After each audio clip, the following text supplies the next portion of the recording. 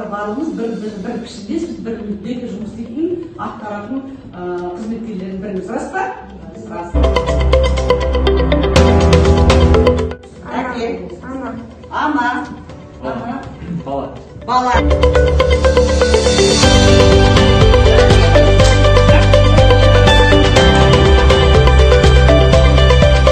Ақсақалға жарасар кілеу қорлық тұбасы, бәйбішеге жарасар қолындағы қара сабасы, келіншекке жарасар емшектегі баласы, қыз 15-ке келгенде шашынан көп жаласы, бұл жалғанның жаманы ағайынның жаласы. Кейін айтқымыз келген отбасымен тікелей мұғалім байланыста болсын. Деп алдық. Келесі. Себебі ана әлемі жылу беруші. Мысалы, әр ананың орнына бала үшін бөлек. Жұмақтың кілті ананың табанбасында. Аналарымызды қадірлейік.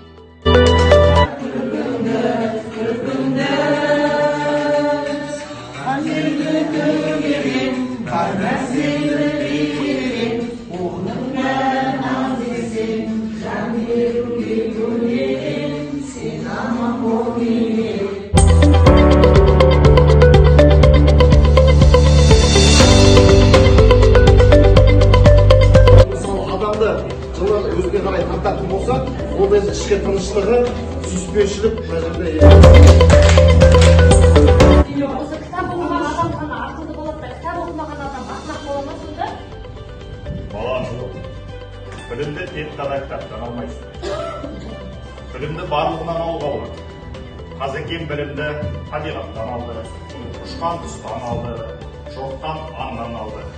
Біле білсең, табиғат та адамға дос та дос, ұстаз да дос, іні қарындас та дос. Осыларды түсіне білсең, барлығынан білім алуға болады.